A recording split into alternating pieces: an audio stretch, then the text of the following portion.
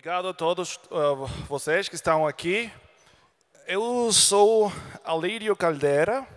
Eu trabalho para Wireman Maltas Especiais como consultor de clientes internacionais. Eu faço toda a parte, a consultoria técnica para clientes do mundo todo.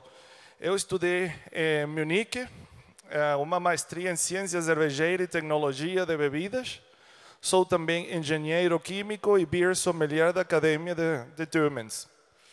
Tenho já trabalhando na área cervejeira mais ou menos 15 anos e bebendo cerveja mais. Esta é a visão geral da minha apresentação de hoje. Vou começar um pouco com falar da espuma, por que é importante falar disso. Eu também gostaria de falar um pouco dos aspectos físicos da espuma da cerveja. Quais são as propriedades da cerveja que são relevantes para uma boa espuma ou para uma espuma ruim. Também os aspectos bioquímicos, quais são os compostos do malte, outros compostos de outros ingredientes que são importantes para uma boa espuma de cerveja. Mas também, depois da parte química, física, falar como podemos fazer nas nossas cervejarias quando queremos melhorar a espuma das nossas cervejas. E falaremos um pouco também da determinação, os métodos de medição, de mensuração da espuma em cerveja. Bom, a primeira pergunta: por que é importante ter uma boa espuma na cerveja? Normalmente o cliente pensa que é um aspecto de qualidade. Uma cerveja com espuma é uma cerveja fresca. Mas também é uma camada de proteção contra o meio ambiente. Qual é o inimigo principal da cerveja? Da frescura da cerveja, qual é? O oxigênio, não? E o oxigênio está presente no ar. Portanto, a espuma protege a cerveja de uma oxidação enquanto estamos bebendo a cerveja. Mas também ela evita a volatilização dos compostos de aroma. Se não temos espuma, os compostos que são voláteis, aromáticos, e eles vão a deixar a cerveja mais rápido. Então a espuma é uma proteção. E já diz, uma proteção contra a oxidação do ar. E eu acho também que porque se vê legal. E ela parece bem. A cerveja é uma das poucas bebidas alcoólicas que tem uma espuma duradoura. Então é muito legal poder servir uma cerveja e que ela tenha uma espuma estável. Há umas definições importantes para compreender melhor alguns conceitos nesta palestra. E eles são estes três conceitos, né? Ou definições que eu considero importantes. O primeiro é que é um coloide. Um coloide é uma mistura na qual uma substância que é constituída por partículas que são, em princípio, insolúveis e são pequenas, microscópicas, estão dispersas e suspersas em outra substância. Essa substância pode ser um sólido ou um líquido. A espuma da cerveja é um coloide, onde a fase dispersa gasosa é o gás da cerveja, que pode ser normalmente o dióxido de carbono, mas também pode ser o nitrogênio, por exemplo, em Guinness, não? E a fase dispersante é a cerveja, é um líquido. Então, a espuma da cerveja pode ser considerado fisicamente um sistema coloide. E a tensão superficial, que é um parâmetro também muito importante quando se fala da estabilidade de sistemas dispersos, como é um coloide. E a tensão superficial não é outra coisa que uma força por unidade de comprimento que está localizada na superfície de um líquido e a direção de ação é paralela à superfície do líquido. É dizer, uma força que ela está na superfície de um líquido. Estes três conceitos são importantes para compreender a primeira parte da palestra. Mas a espuma também é um conceito cultural. Não, nem todos gostam de uma espuma da cerveja.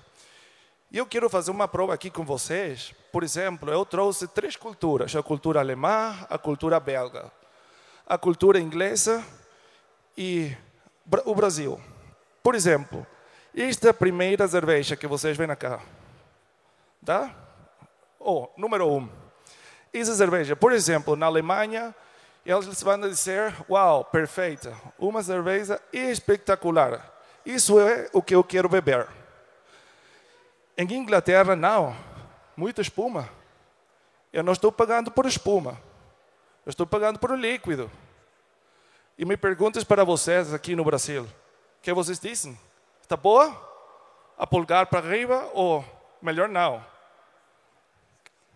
Boa, boa, boa. Vocês são mais alemães e belgas que ingleses. Mas do outro lado, temos aqui uma Real Ale, e os alemães ou os belgas eles vão dizer, mas sem espuma, eu não vou beber isso. Por favor, trouxe outra cerveja, essa cerveja não vou beber. Mas o inglês ele vai dizer, perfeito. Uma cerveja Real Ale como eu quero bebê-la. E o Brasil, que diz? Bem também? Omar, Rin? Não sabem? Bom aqui? Ok. E com o copo é muito importante quando se fala da espuma de cerveja. Este copo que vocês veem cá com os anelos, eu falava com o meu amigo aqui, o cervejeiro brasileiro, à noite em Suábia. O importante é que são esses anelos em umas culturas, mas em outras não, né? Em Alemanha e em Bélgica, perfeito. O copo está perfeito, límpido. Olha os anelos da espuma da cerveja. E aqui se conta, na Alemanha normalmente se conta quantas vezes a pessoa bebeu do copo. E normalmente se espera para uma Pils alemã só 3 anelos. Isso é a expectativa. Aqui tarda um pouco mais. Mas o inglês vai dizer, não, o copo está sujo. Estava sujo, olha, a espuma ficou aí, a cerveja ficou. Então também uma diferença cultural. E vocês que dizem, aqui no Brasil, a polegar para cima ou para baixo? Bom, ok. Vocês têm não tiveram uma opinião aí muito fácil de compreender com a cerveja número 2, mas com o número 1 e o copo, sim. Bom, Alemanha. É muito importante a espuma da cerveja. Primeira impressão visual que tem um cliente sobre a cerveja. Vocês podem ver aí, isso no Oktoberfest. E a cerveja serve-se com muita espuma. E tem de ter espuma. Mas não podem eles levar uma cerveja no Oktoberfest sem espuma na mesa. Isso não dá. A espuma costuma ser associada a outras características positivas, como sensação na boca, frescor e essa crispiness que sentimos na boca. É tão importante a espuma da cerveja na Alemanha que eles chamam, tem muitos nomes para a espuma da cerveja, mas um deles é Schaumkrone, ou coroa da espuma, mas a coroa do rei, da rainha, é a coroa que tem a rainha cerveja. E assim eles falam da espuma da cerveja. Mas também tem outro nome que é muito comum na Alemanha, de Bierblume. E a tradução é flor de cerveja. É a flor que sai da cerveja. Há uma importância muito grande da espuma da cerveja na Alemanha. E se falamos da República Checa, aqui também temos muitas diferenças. Há diferentes nomes de servir a cerveja dependendo do tipo ou que a pessoa quer beber a cerveja. Está a servir a cerveja ladinka, que é o estilo que já conhecemos, 3 dedos de espuma, o resto é cerveja. Mas eles falam também que a cerveja sabe diferente dependendo como eles servem a cerveja. Aqui eles falam que uma cabeça ou uma espuma grossa, densa e úmida da cerveja um equilíbrio de doçura e amargor. Eles acreditam e falam disso, de que a espuma, esses 3 dedos de espuma, dão um equilíbrio e um balanço à cerveja, ao sabor da cerveja. Outra forma de servir a cerveja, o Schnitt, tem 2 partes de cerveja, 3 partes de espuma e uma parte de espaço vazio na parte superior do copo. Nós temos na Alemanha também essa forma, se chama Schnitt, e é a última cerveja que a gente bebe antes de ir embora. A gente pede, em Franconia, principalmente em Bamberg, Schnitt significa traz-me uma cerveja que só tenha a metade da cerveja, o resto é espuma e vou embora. Não? E normalmente paga-se só a metade do preço. Mas eles falam aqui na República Checa que não é tão abundante quanto a cerveja grande no sabor, mas refresca mais do que uma cerveja que é mais pequena, um copo mais pequeno. E aqui tem a forma também tradicional, muito famosa na República Checa, o licor, que realça os aromas ricos do lúpulo e a doçura do malte. E eu estive lá há um mês atrás, na República Checa, e de verdade que a espuma de cerveja lá não sabe amarga, como é normalmente. Se a gente prova diretamente a espuma, ela é amarga. Por quê? Porque aí há também muitos ácidos do lúpulo, isoácidos do lúpulo, não? Então ela é amarga. Mas aqui eles falam que a espuma de cerveja é doce e que se deve tomar a cerveja assim com a sobremesa. Algo interessante da cultura checa. Aí estou eu aprendendo a fazer, a tirar a cerveja do chopp, el Schnitt, e com o finalista do concurso de Pilsner, o actual Master Bartender. Isso foi há um mês em Praga. E na Inglaterra, como já disse, as cervejas Real Ale têm muito pouca cabeça ou espuma, mas também quando são bombadas com essa bomba tradicional manual. E elas não querem espuma ou muita pouca espuma, porque eles estão pagando por o líquido. Agora sim, comecemos com a parte físico, os aspectos físicos da espuma da cerveja. Na literatura, se fala muito de 3, 4 etapas, 5 etapas da espuma da cerveja. Mas este é o meu conceito, porque eu acho que ao final é o que o cliente, a pessoa que bebe a cerveja vê. A espuma forma-se, ela fica por um tempo e depois desaparece, declina. Então, essas são as 3 partes como eu dividi esta parte física da espuma da cerveja. Como se forma? O primeiro que acontece é a quebra do equilíbrio de solução de CO2. Vocês podem se imaginar, a cerveja, ela está tranquila no barril. Tranquila, ela tem uma pressão positiva no barril. E logo vem alguma pessoa, ou na garrafa também, e logo nós abrimos a garrafa ou o barril, e ela tem de ter contato agora com um copo, que não sabemos se está ótimo para a cerveja, tem a temperatura, está límpido ou não. E agora tem contato com a pressão atmosférica. Todas as condições de armazenamento que tínhamos na nossa cerveja, e eles mudam em segundos.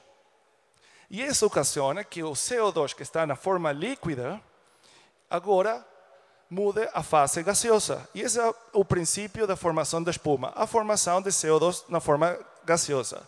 E aqui há um conceito também muito importante que se chama nucleação, que é um mecanismo de mudança de uma fase e um início do processo de formação de uma nova fase termodinâmica, é dizer, um cambio de fase, principalmente. E essa nucleação é muito importante na formação da espuma da cerveja. Por que é importante? Nós temos de formar muitas bolhas. Na literatura, encontrei que se precisa mínimo de 1,5 milhões de bolhas na espuma da cerveja. Outras fontes falam de 30 milhões. Mas eu acho que depende também da altura da espuma, não? É importante essa formação das bolhas porque elas também levam consigo as substâncias que estabilizam a espuma da cerveja. Portanto, a formação da espuma é muito importante quando estamos servindo a cerveja e também para a estabilidade. E o teor de CO2 que seja muito alto ou uma temperatura muito alta pode dar uma liberação violenta de bolhas de CO2. Então aqui estamos a falar do teor de CO2, a temperatura, a forma como se serve a cerveja. Muitos parâmetros que vão ter uma influência em a formação da espuma. Essa é a primeira etapa da formação da espuma. Nesta formação da espuma, é muito importante para uma boa espuma ter bolhas muito pequenas, o mais pequenas possível. Bolhas grandes não queremos, já vamos ver por quê. Os sítios de nucleação devem ser então pequenos. Esses sítios de nucleação, eles estão no copo, na superfície do copo.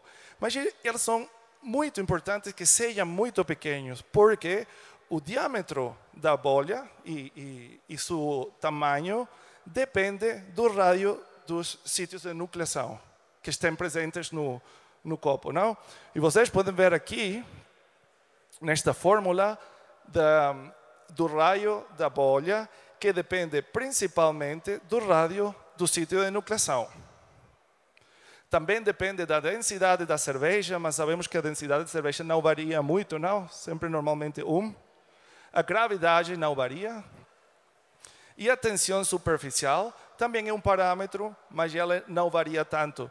Principalmente, o tamanho da bolha é diretamente proporcional e dependente do tamanho da sítio de nucleação, que vemos aqui, não? Diz rádio, ou o tamanho da bolha que vai depender desse sítio de nucleação, onde pode ser o dióxido de carbono se liberar. E as bolhas ficam maiores à medida que sobem. Isso acontece quando elas estão subindo a superfície da cerveja. Portanto, é importante partir desde o início de bolhas que sejam muito pequenas, porque elas vão a crescer, vão ficar mais grandes. E a velocidade crescente das bolhas deve ser baixa. Já vamos falar disso porque isso é tão importante. E isso é porque levam com elas compostos hidrofóbicos. E aqui temos de pensar que estas bolhas, levam com elas não só os componentes que são positivos para a espuma da cerveja, mas também aqueles que são hidrofóbicos, que não gostam de estar na fase aquosa, mas que são ruins para a espuma da cerveja, que são negativos. E elas vão levar, mientras elas vão subindo, todos estes componentes. Por isso, outra vez, aqui podem ver que o sítio de nucleação produz pequenas bolhas e elas vão crescendo conforme vão subindo a superfície da espuma. Essa subida das bolhas, eu já falei que é muito importante porque essas bolhas vão levar consigo componentes que vão ficar na espuma da cerveja. Mas por isso é importante que essas borbulhas subam lentamente. E isso também faz uma espuma mais cremosa, não? Quando essas borbulhas subem lentamente. E como podemos ver quais são os parâmetros que vão fazer que essas bolhas subam mais lentamente? Eu gostaria de usar e apresentar aqui a equação de Stokes, que é uma velocidade ascendente. E podem ver aqui que depende da gravidade, da densidade da cerveja, mas há dois parâmetros que são muito importantes aqui e vão determinar que tão rápido as bolhas vão subir. E são o rádio da bolha. Mientras mais grande a bolha, mais rápida vai ser a velocidade com que elas sobem.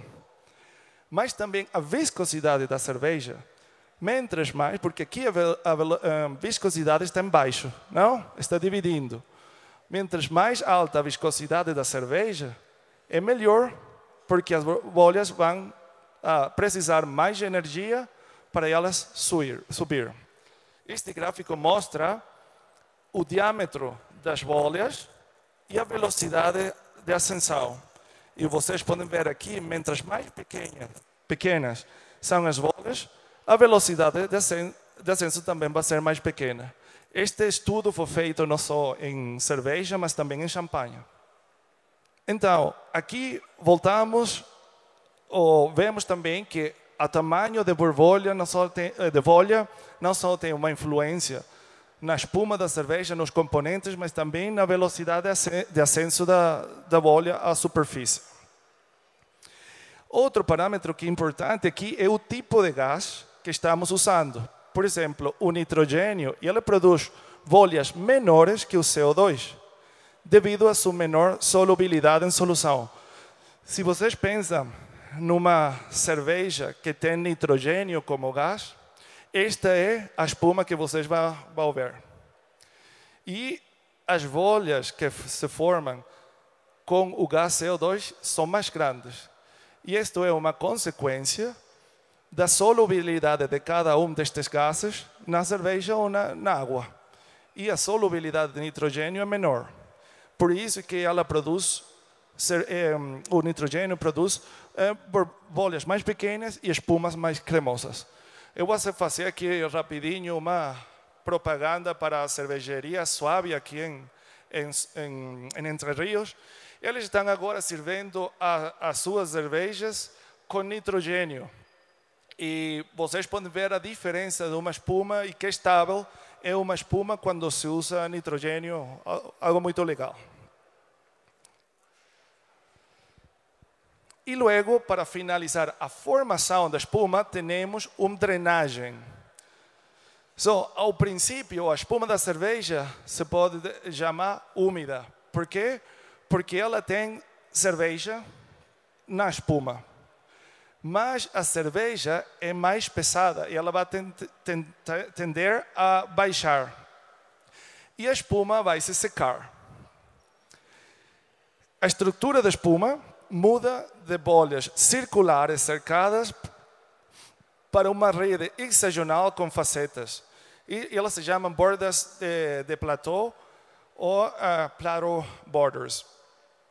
Então, nós temos, ao princípio, uma espuma com bolhas redondas, muito bonitas, e conforme a cerveja baixa outra vez ao líquido, vamos a ter bolhas que já não são redondas, mas são hexagonais. E isso não é ótimo, mas acontece. É natural. O problema é que a espuma seca enfraquece o filme entre as bolhas, não? E pode levar ao colapso das bolhas. E o colapso, que quer dizer, pequenas bolas vão ser agora mais grandes. E isso visualmente não é bom e também não é bom para a estabilidade da espuma. As forças contrárias à drenagem são a viscosidade da cerveja, os efeitos capilares e a viscosidade superficial da cerveja. Eu já falei que a viscosidade da cerveja era boa para as bolhas ser mais difícil de subir. Quais compostos são mais conhecidos que aumentam a viscosidade da cerveja? Os beta-glucanos, por exemplo. Eles são bons, num princípio, para aumentar a viscosidade da cerveja e melhoram a formação da espuma. Mas eles são hidrófilos, não são hidrofóbicos, por isso é que eles não ficam na espuma da cerveja. Eles baixam com ela outra vez ao líquido.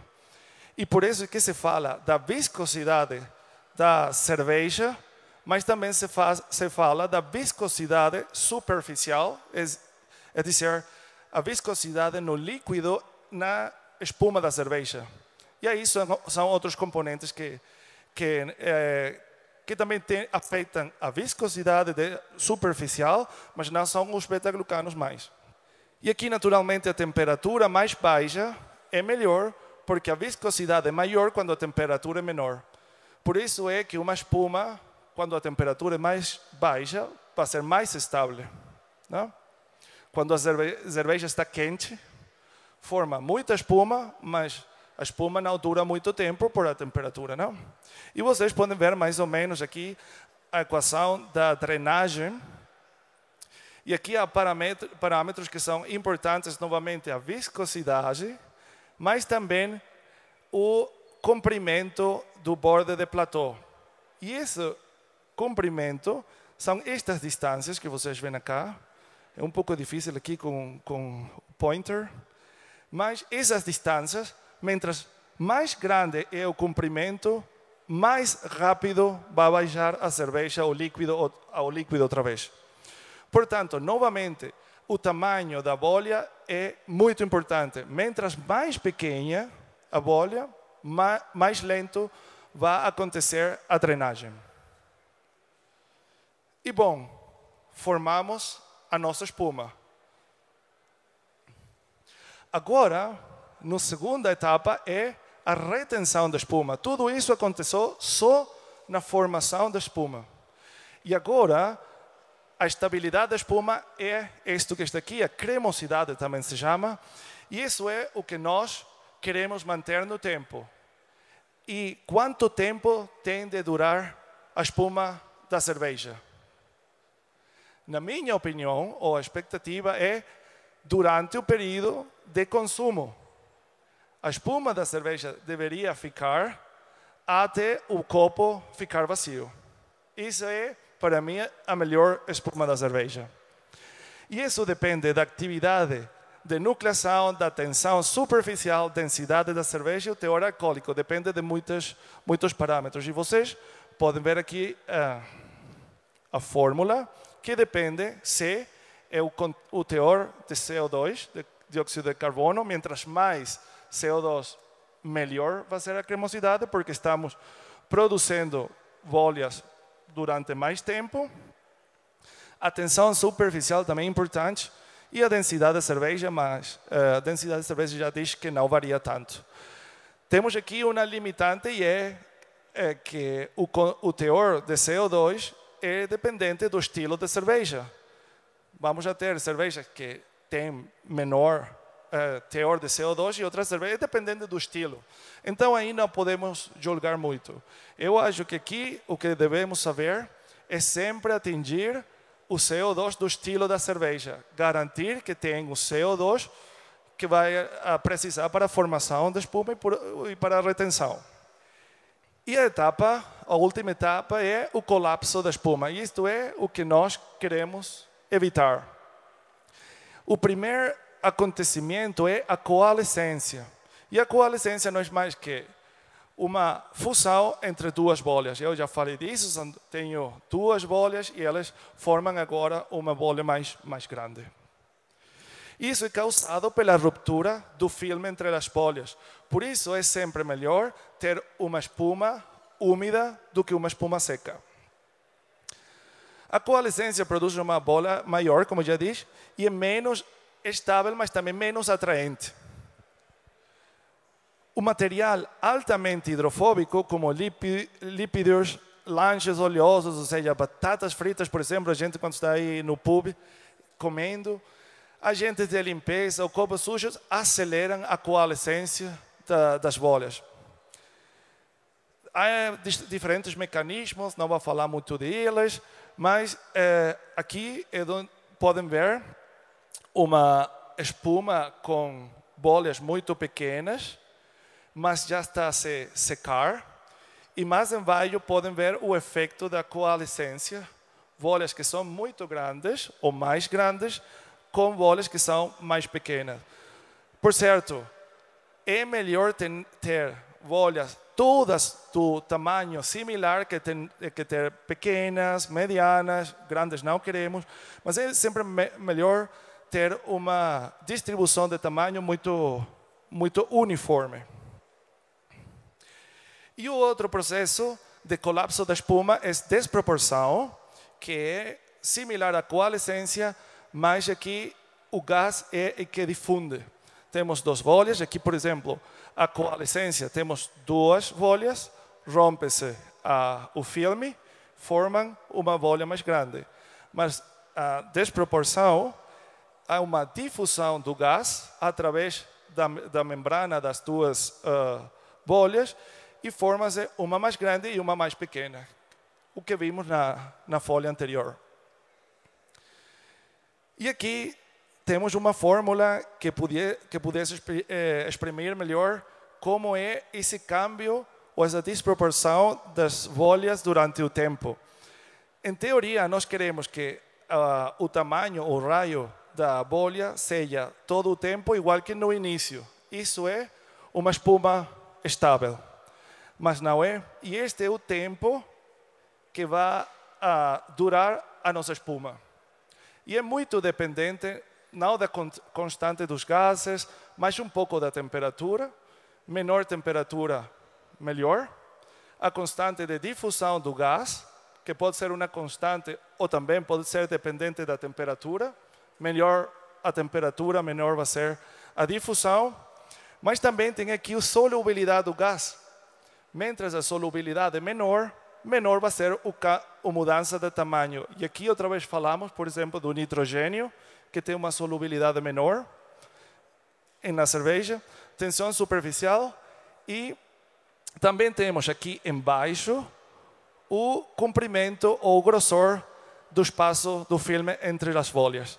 Então, estas são coisas para entender um pouco fisicamente o que acontece e por que é que começa a espuma da cerveja a cair.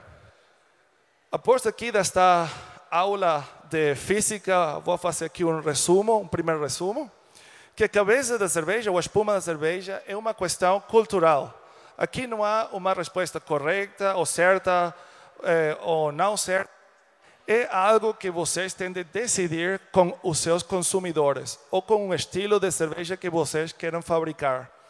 Se vocês não gostam de espuma, não tem de fazer nada. Mas se vocês querem ter uma espuma boa na cerveja, ótima, para o cliente desfrutar melhor da cerveja, então vocês podem trabalhar no que vamos a falar agora. Existem 3 etapas principais: formação de espuma, retenção e declínio. As bolhas pequenas são melhores. Aqui falamos muito de física, mas isso é algo que vocês podem ver também quando tem a sua cerveja em frente. São as bolhas pequenas ou não? Não precisam as equações que eu mostrei para vocês, só para entender aí um pouco melhor, mas isso é algo que verdadeiramente se vê no copo. Os pontos de nucleação e seu tamanho são fundamentais para o tamanho das bolhas. Por isso, partículas no copo muito mal. São partículas macroscópicas, sítios de nucleação muito grandes, bolhas grandes. A retenção da cabeça, o aspecto a ser melhorado, isso é que os clientes querem ver. E tanto a coalescência quanto a desproporção implicam a produção de bolhas grandes a partir de bolhas pequenas. Não? Isso é um resumo de toda a parte física da espuma. Agora que falamos da física, temos de falar da química, não? Começamos aqui então com a parte bioquímica ou química da espuma da cerveja. E eu quero aqui falar primeiramente das substâncias que são positivas para a espuma da cerveja. E são muitíssimas. E a gente não conhece todas elas. E a gente não conhece a interação entre elas. Mas sabemos que proteínas hidrofóbicas de alto teor molecular ou tamanho são boas para a espuma. Também a proteína Z, que foi a primeira proteína positiva da espuma que foi descoberta, com 40 kDa. Proteínas de baixo peso molecular, como a LTP-1, com 10 kDa, também é positiva. Glicoproteínas, se fala um pouco disso. Lúpulo, melanoidina, polifenóis, não se sabe se são neutrais ou positivos. Beta-glucano, arabinoxilano, já falamos por temas da viscosidade. E alguns íons, principalmente o ferro, não? Eu não posso falar aqui de todos eles, mas vou falar dos mais importantes. Começando por a proteína Z. E ela é a combinação de 2 proteínas. Proteína Z4, que faz 80% mais ou menos, e a proteína Z7, com 20%. Isso faz mais ou menos 2% da proteína total da cevada ou do malte. Responde por 10 a 25% da proteína não dialisável da cerveja. É dizer, essa proteína zeta não vai ser quebrada na abrasagem. E a contribuição da proteína zeta para a estabilidade da espuma é função da modificação do malte. Malte submodificado, ou seja que o índice de Kolbach é menor do que 40, dá uma contribuição de proteína zeta relativamente pequena. Mas altamente modificado com índice de Kolbach maior do que 40, a contribuição é melhor. É o que dizem os estudos. Aqui vocês podem ver nesta gráfica que maior o conteúdo da proteína zeta, então vai ser maior a estabilidade da espuma. Em segundos, mais provavelmente eu acho que foi segundos Niben, mas não disseram aqui qual foi o método utilizado. Mas podemos ver aqui que a maior conteúdo de proteína zeta, vamos ter melhor estabilidade da espuma. A outra proteína que é positiva é a LTP1, ou Lipid Transfer Protein, com 10 kilodalton e expressa principalmente, ou está expressada na camada, na parte da neurona do grão, e se forma durante a germinação. Esta proteína é muito interessante. Ela tem dois métodos de ação. O primeiro método é que tem excelente geração de espuma e boas propriedades estabilizantes, mas só em combinação com a proteína zeta que já falamos. Os estudos dizem que ela sozinha não tem propriedades espumantes na estabilidade da espuma, só na formação da espuma. Mas em combinação com a proteína zeta é que vai estabilizar a espuma. E o outro mecanismo de ação é a ligação de lípidos desestabilizadores de espuma. Algo muito importante. Vocês já viram que LTP1 significa Lipid Transfer Protein. É porque ela liga os lípidos que são ruins para a espuma da cerveja. Então, é uma proteína muito importante que também tem uma particularidade. Ela está no malte, mas deve de ser ativada. E como é ativada essa LTP1? Durante a fervura do mosto. Aqui nesta gráfica vocês podem ver o conteúdo da LTP1, nestas barras aqui, ao início da abrasagem, ao fim da abrasagem. E a cor preta aqui, escura, é a LTP1 que já é ativa para melhorar a espuma. E isso acontece às 20 minutos, 40 minutos, 60 minutos da fervura. É dizer, LTP1 está no malte, mas só é ativada para a espuma durante a fervura. Outro componente importante para a espuma da cerveja é o glicoproteído. Essas são glicoproteínas, ou proteínas que contêm cadeias de oligosacáridos. Então temos um sacárido ligado a uma proteína, de forma covalente. Aqui vocês podem ver uns exemplos, tem um carboidrato, não? Ligado com uma proteína. E aqui é importante falar dele, eu queria falar dele, porque eles aumentam a viscosidade da superfície da cerveja. É dizer, estes compostos são hidrofóbicos, eles vão para a espuma, e eles aumentam essa viscosidade superficial que faz a drenagem do líquido da cerveja mais devagar. Esses compostos eu quero ter no meu mosto, na minha cerveja. Como posso ter esses compostos?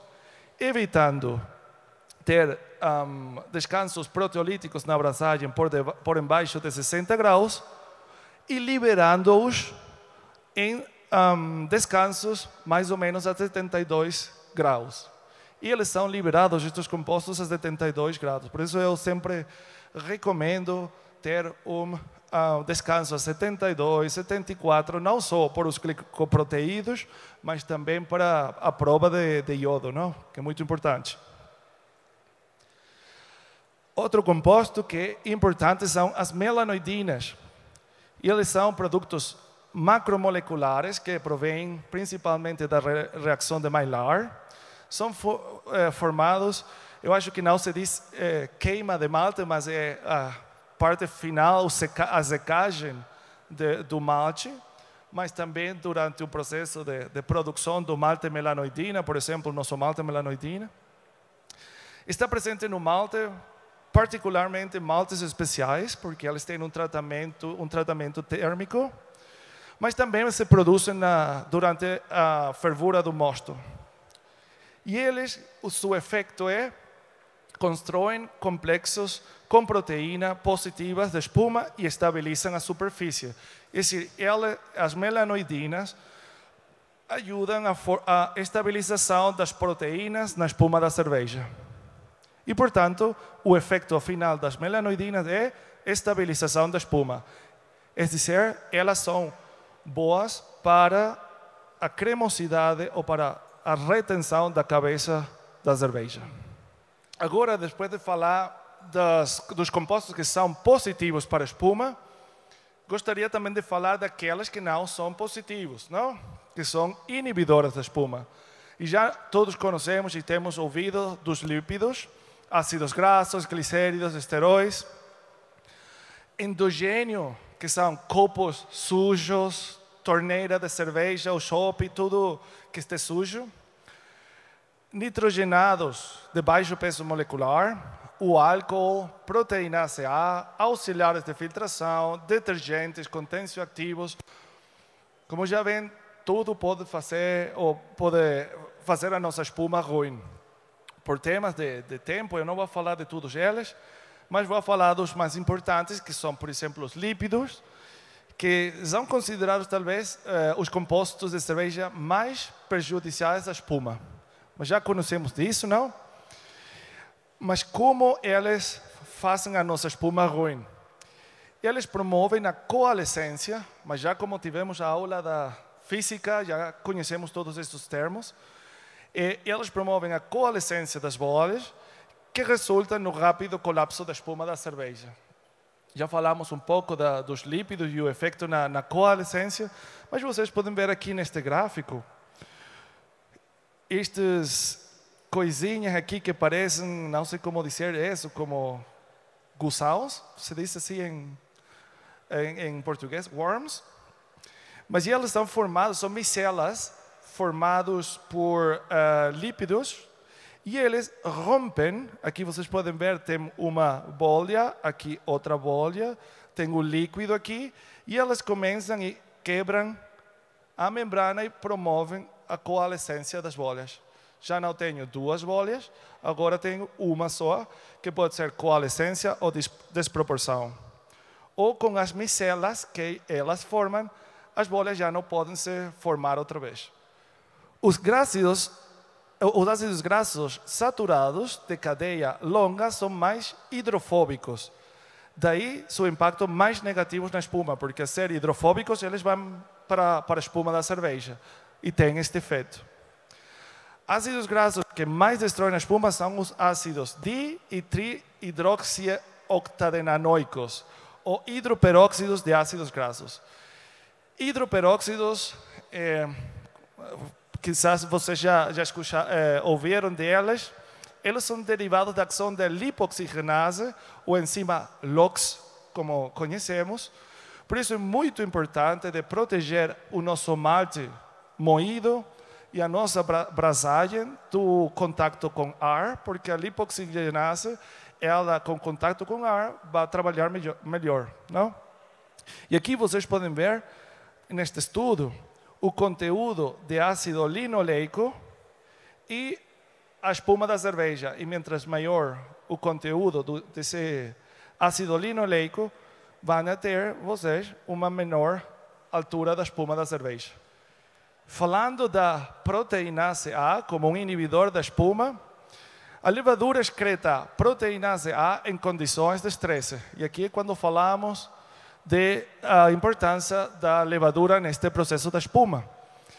Esta é uma enzima, uma proteasa, e ela degrada proteínas promotoras da espuma, são proteínas hidrofóbicas particularmente aquelas em torno a 10 kilodalton. Como já vimos previamente, 10 kilodalton é a proteína LTP1. Então, a proteinase A vai degradar esta espuma que tem dois mecanismos positivos na formação e na estabilidade da espuma.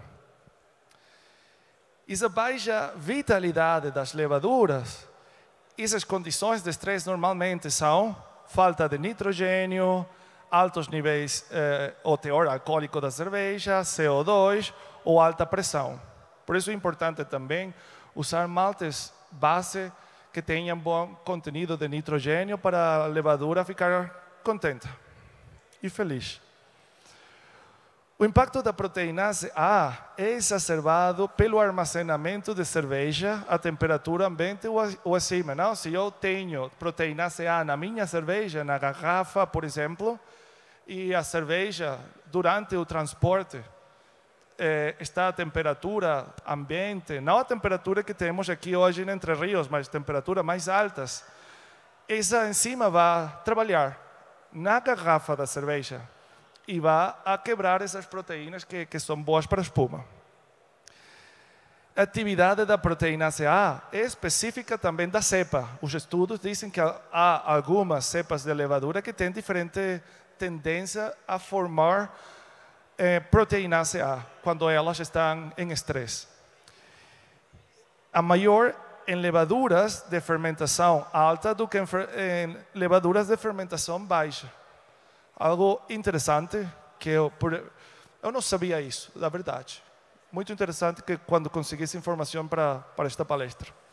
E vocês podem ver aqui, nesta gráfica, a espuma de uma cerveja e após essa mesma cerveja baixo o efeito da proteinase A. Aqui uma queda mais ou menos de 50% da espuma da cerveja só por a ação da proteinase A. Isto é um inimigo da espuma da cerveja, essa proteína.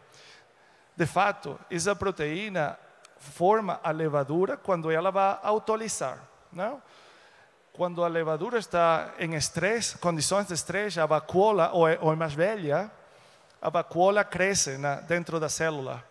E quando ela já não pode mais com esta situação de estresse, ela produz essa enzima para cortar a membrana da vacuola e corta também a membrana da levadura e produz a autolise. Não? Essa enzima que produz a autolise da levadura.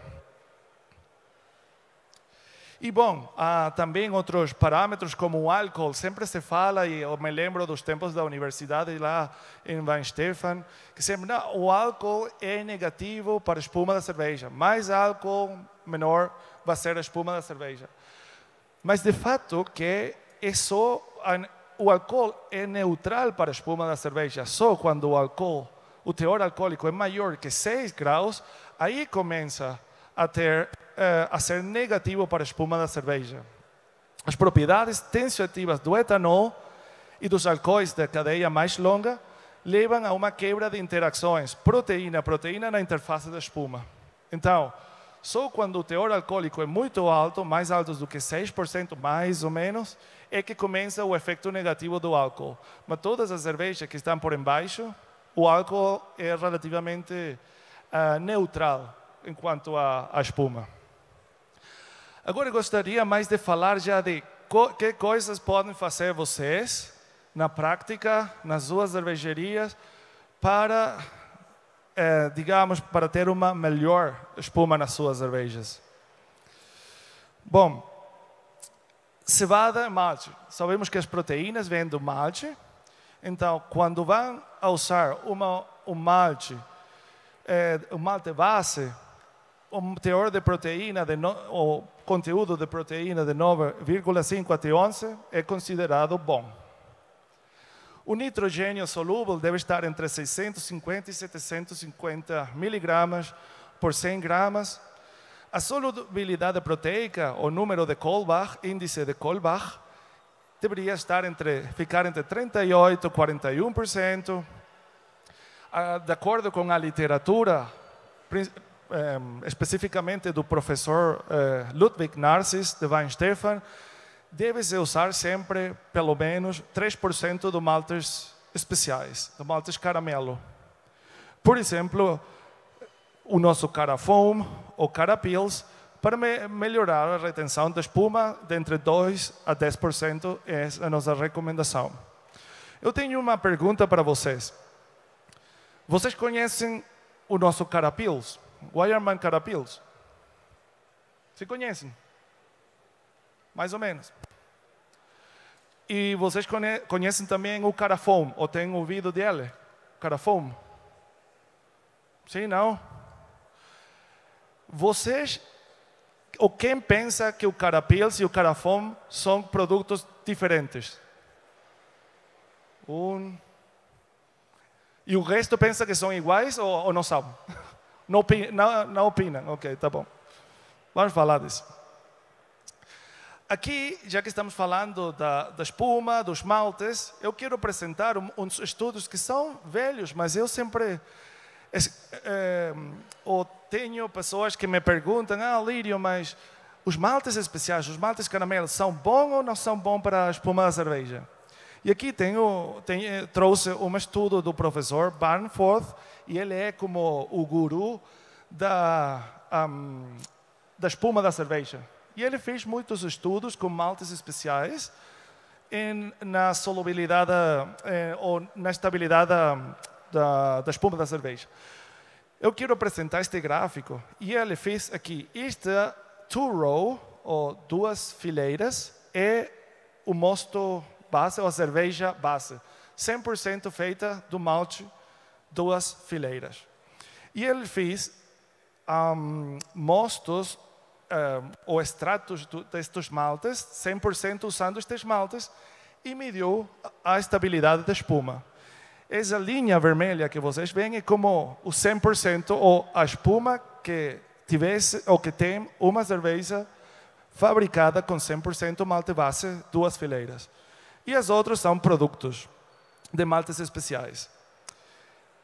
Interessante, acho eu, que ele provou com maltes especiais com baixo cor, 10 até 15 Lovibor, 9 até 13, mas ele conseguiu que os duas maltes com baixa cor tinham pior características espumantes do que 100% malte base. Mas também entre elas, diferente, tem o mesmo rango da cor, mas o comportamento é diferente. Olhem para cá, Cristal 55, 60 Lovibor e Caramel 53, 61 Lovibor. São maltes caramelo com a mesma intensidade da cor, mas a Cristal, a primeira, foi melhor na espuma, muito melhor, a melhor neste estudo, e a outra, uma das piores. A mesma cor, diferentes comportamentos na espuma. E aqui também, Cristal, 135, 165 Lovibor, muito bom, ou melhor do que a referência, mas a outra Caramel, 110, 150 Lovibor, pior. Parece que não há uma tendência clara entre a cor do malte e a estabilidade da espuma. Parece ser mais que é dependente de como foi produzida esse malte caramelo. De fato, a conclusão deles é que não parece haver uma correlação simples entre o malte especial e a espuma da cerveja. Aqui presume-se que o impacto do malte especial sobre a espuma representa um equilíbrio de contribuição de material espumante negativo e positivo. Novamente, eu acho, a minha interpretação deste estudo, ou esta pesquisa que ele hizo, é que depende do tipo ou a variedade da cevada que se usa para a fabricação destes maltes especiais, e também do processo de fabricação destes maltes, porque há muitas tecnologias disponíveis para a fabricação destes maltes. Este estudo é muito velho, não? Muitas coisas têm mudado, estudos de 2014, e devo dizer que aqui ele não usou ou não diz qual foi o malte, por exemplo, da Weyermann. Ele pegou muitos maltes de muitas empresas, de muitas companhias malteiras, mas ele não diz qual foi o malte da Weyermann que ele usou. Com certeza que foram as melhores aqui, as que deram a melhor espuma. E este foi o outro estudo que ele também fez da estabilidade da espuma da cerveja, usando maltes especiais. E aqui também é muito engraçado, vou dizer assim, porque aqui está o nosso Carapils. Ou o nome Carapils, vamos dizer assim, o nome Carapils. Esse Harrington Valley foi a referência igual que o Two Row, e ele fez também os extratos de outros maltes especiais. E eu falei com muitos cervejeiros que disseram, oi Alírio, por que o Carapils, que é o malte da Weyermann para melhorar a espuma, neste estudo, que é um estudo de 2012, também muito velho, 10 anos atrás, o Carapils aqui neste estudo, ele é pior para a espuma da cerveja. E como é que vocês vendem ou produzem Carapils para melhorar a espuma da cerveja? Eu devo dizer, eu vou compartilhar com vocês os resultados deste estudo. Graus fortemente torrados, notadamente malte torrado e cevada torrada, têm propriedades de formação de espumas superiores, porque estes dois aqui foram malte torrado e cevada torrada. E ele conseguiu que estes maltes altamente torrados eram positivos para a espuma da cerveja. Então, o uso dos maltes torrados provavelmente ou dá melhores espumas. E quando vocês pensam uma Munich Dunkel, uma Stout, uma Porter, normalmente elas têm espumas boas e levam muitos maltes torrados. Eles pensaram que foi por um fator positivo, que é o pH mais baixo, né? Porque os maltes altamente torrados produzem, ou caramelo, produzem pHs mais baixos no processo. Mas eu tenho aqui umas observações. Neste estudo só ele usou a Weyermann Munich. Neste estudo ele se diz qual malte foi de qual malteria. E neste estudo foi só o malte Munich, que vocês podem ver aqui, que teve uma espuma menor, mas o malte Munich é muito modificado. Essa é a definição do malte Munich. Ele é sobremodificado para dar esse sabor, esse dulçor e para atingir a cor do malte base, que é o mais escuro dos maltes bases, que é o malte Munich. Isto não me surpreende. Mas eu queria também dizer que o Carapils é o nome do nosso Carapil. Em todos os países do mundo chama-se Carapils. Só nos Estados Unidos da América não chama-se o nosso Carapils mais Carafón. É dizer, Weyermann Carapils é exatamente o mesmo produto, o mesmo malte que o Weyermann Carafón, só que com outra etiqueta, porque vai para Estados Unidos e para Canadá. Porque o registro da marca ou do nome comercial Carapils nos Estados Unidos da América tem outra companhia outra malteria. É dizer, o Carapils nos Estados Unidos e o Carapils que foi usado neste estudo não foi o nosso Carapils. Porque nos Estados Unidos da América, onde se fez esta pesquisa, o nosso produto chama-se Carafón. Mas se vocês conseguem receitas que vêm dos Estados Unidos e veem que a receita tem Carafón, esse é o Weyermann, ou no Brasil, Weyermann Carapils.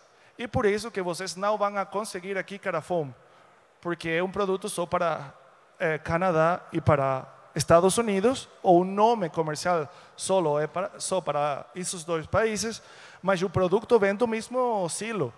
É exatamente a mesma produção, só que vai com outro nome.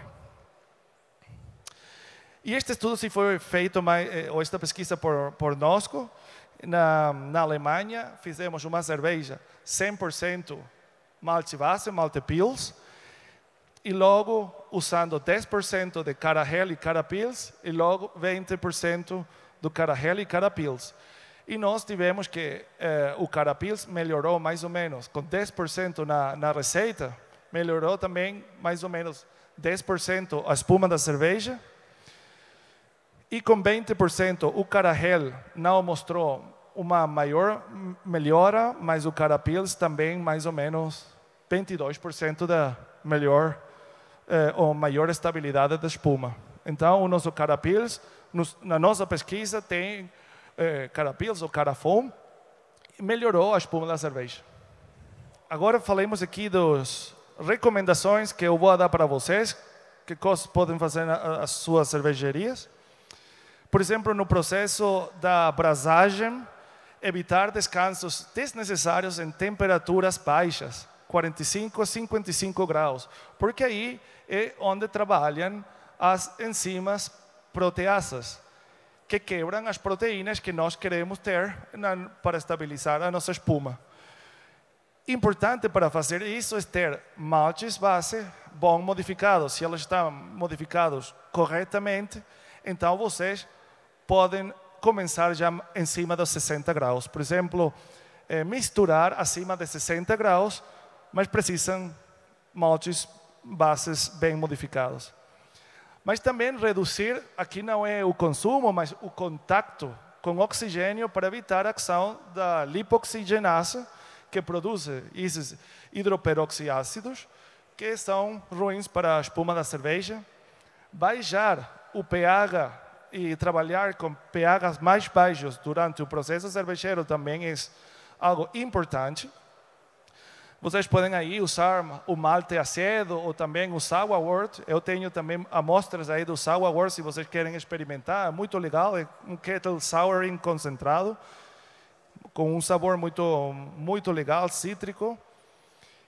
E usar um repouso em temperaturas de 70 e 72 graus para liberar glicoproteídos no mosto e na cerveja. Essas são as recomendações que eu posso dar para vocês no processo de abrasagem. E no processo de filtração do mosto, evitar altos níveis de turbidez no mosto para evitar altos níveis de ácidos graxos e lípidos no mosto.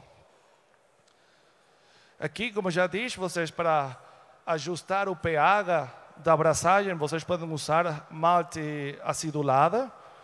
E para baixar o pH na fervura do mosto, vocês podem usar também o sourwort, que podem experimentar aí após da palestra ou nestes dias. Na fervura, longos tempos de ebulição causam precipitação muito forte de proteínas, não da espuma, mas de proteínas, que são positivas para a espuma da cerveja. Essas fervuras de 90 minutos ou 2 horas, eu penso que não são necessárias. Vocês estão dando muita carga térmica ao mosto e também perdendo proteínas que são boas para a espuma. O tempo de ebulição ou de fervura durante o processo deve ser só para a isomerização do lúpulo e também a volatilização do DMS. Mas se vocês trabalham com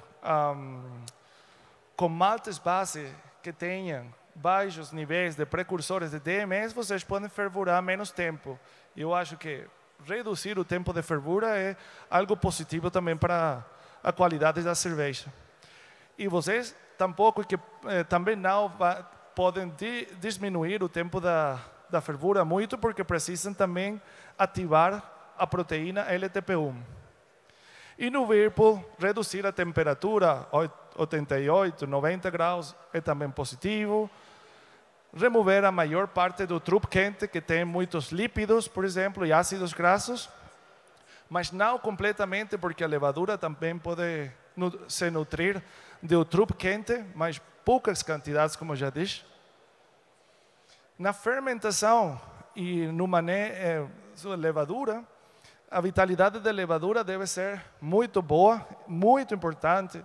Eu sempre digo, o cervejeiro é responsável e ele faz o mosto cervejeiro, mas a cerveja é feita pela levadura. E a levadura é enamorada do cervejeiro ou da cervejeira. Vocês têm sempre que fazer tudo o possível para ela ficar contente. O aumento de pH no final de fermentação, acima de 0,15 ou 0,20 unidades, são um sinal de possível autolise. Normalmente, ao final da fermentação, a levadura libera alguns aminoácidos básicos. É normal que o pH aumente ou ascenda um pouco, mas não deve ser mais do que estes valores, porque pode dar-se que a levadura começou o processo de autolise. Células de levadura estressadas excretam ácidos graxos, mas também aminoácidos básicos e, mais importante, ou pior, a proteína A. Se vocês querem ou pensam que tem a proteína A na sua cerveja, vocês podem pasteurizar. Só que precisam de altas unidades de pasteurização, mais do que 40 unidades de pasteurização, que é muito para uma cerveja, para poder desativar e desnaturalizar essa enzima e que a cerveja fique estável durante o transporte. Mas também evitar o excesso de espuma da cerveja durante a fermentação, porque as proteínas que são positivas para a espuma, elas, quando voltam para a cerveja, já ficam inativas para estabilizar a espuma novamente. Portanto, se deve evitar uma alta formação de espuma durante a fermentação. E bom, resíduos de limpeza, atenção superficial da água, de lavagem, é muito importante, após do SIP, de lavar muito bem os detergentes usados. E normalmente as cervejarias industriais elas têm a possibilidade de mensurar ou medir a tensão superficial e há valores recomendáveis para dizer, ok, já limpei todos os detergentes e os detergentes que têm normalmente tensioativos. E naturalmente garrafas e barris limpos, estéreis e intactos que não produzam ou deteriorem a espuma da cerveja. Aqui podem ver uma coisa, né? um copo que estava sujo e ele produz as bolhas que já o disse, não? Por toda a parede do copo. Isso já é uma sinal de que o copo não estava sujo. Bolhas grandes, aqui os lípidos, por exemplo, também presentes, e essa cerveja não tinha espuma. E do outro lado o copo estava limpo, por isso que podem ver aqui os anelos, ainda espuma mientras se bebe a cerveja, e esta é mais ou menos a diferença de um copo que estava limpo e outro que estava sujo, como se vê mais ou menos a cerveja. É muito importante porque vocês se têm de imaginar, vocês fazem de tudo na cervejaria para ter uma boa espuma, vocês têm uma espuma nas vossas cervejarias ótima, mas depois no pub eles têm só copos sujos e o cliente não desfruta da cerveja, mas não é já uma coisa da cerveja, é uma coisa do pub. Por isso que vocês têm de falar também e treinar as pessoas que trabalham nos pubs para eles fazer as coisas certas e limpar bem os copos. Eu estive lá na República Checa um mês atrás, como já disse, e gostei muito de como eles mantêm os copos sempre. Isto aqui é uma tina, se pode dizer assim, tudo isso é água. Os copos sempre estão embaixo da água, sempre. Eles estão límpidos, eles limpam os copos e aí os copos estão esperando para o bartender servir a cerveja, mas sempre estão embaixo de água limpa. E eu acho que isso tem uma influência muito grande na espuma da cerveja ou da forma de como eles servem a cerveja. Mas queria compartilhar essa foto com vocês, porque é o único sítio que eu vi que os copos de cerveja sempre estão debaixo de água limpa. E eles não secam o copo com nada, só diretamente pegam o copo e a servir a cerveja. Para evitar que um copo, e já vocês podem ver aqui, não? a diferença de uma cerveja, aqui à esquerda, um copo que estava seco, com partículas de pó, e um copo que estava otimamente limpo, como é a diferença visual da cerveja. Para finalizar, isto já é muito curto, né? Já vamos a ir a pegar uma cerveja todos. Há muitos métodos para mensurar, para medir a espuma da cerveja. E são muito complexos. E, na minha opinião, não há um método que a gente pode dizer este é o melhor método. É o método que melhor adapta-se para as necessidades e a realidade da cervejaria. Normalmente, estes métodos são usados mais em cervejarias industriais, para cervejeiros artesanais. Para mim, o melhor método é o visual, servir a cerveja uma quantidade que sempre seja a mesma, um mesmo copo de vidro e tomar o tempo, né? Um tempo em que desce a espuma uma certa distância. Para mim é a melhor forma de fazê-lo na cervejaria artesanal. Mas sim, quando eu trabalhava na cervejaria industrial, eu usava, por exemplo, o Niben, o método mais que eu uso e que usamos também na Weyermann, na nossa cervejaria experimental, o Niben, mas há muitas formas de mensurar. Vocês podem ver aqui, não, todos os aparelhos dos quais se precisam para mensurar a espuma, as metodologias. E aqui se tem feito muitíssima pesquisa para encontrar o melhor método para mensurar a espuma, mas todos eles são dependentes da temperatura. A cerveja tem de estar na garrafa, por exemplo. A pressão deve ser sempre controlada. A medição da espuma é muito sensível e muito desafiante. E para finalizar aqui o resumo, que coisas vocês devem fazer e que coisas vocês não devem fazer. Escolha bons maltes base bem modificados e qualidade comprovada para não terem problemas. Usar 3% de maltes especiais, por exemplo, Weyermann Cara Pils ou Cara Foam, e a recomendação da literatura do professor Narcis. Ajuste do pH na brasagem e do mosto. Trabalhar em pHs mais baixos é melhor. Limpe e enjuague os vidros ou os copos antes de servir a cerveja. E mantenha o seu fermento, a levadura feliz. Eu acho que são as coisas mais importantes que vocês devem de pensar. E que coisas vocês devem evitar? Descansos proteicos muito intensos na brasagem. Evitar o contato com oxigênio durante toda a produção de cerveja, não só pela espuma da cerveja, mas também por a estabilidade do sabor. Durante a filtração, não ter lavagens muito longos, porque vocês vão solubilizar muitos ácidos graxos, por exemplo. E também não usar uma toalha para secar os copos de cerveja. Eu ouvi já em muitos pubs que elas têm o vaso limpo e tudo perfeito, e antes de servir a cerveja, elas secam o copo com uma toalha. Isso é o pior que podem fazer. O copo deve estar úmido, e essas toalhas, elas têm muitas partículas, não? Isso não se pode fazer.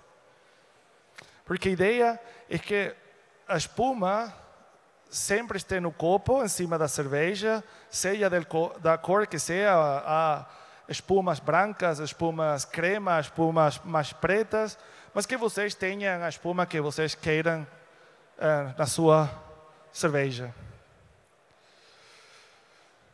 Aqui a lembrança que nós temos também vídeos educativos no YouTube.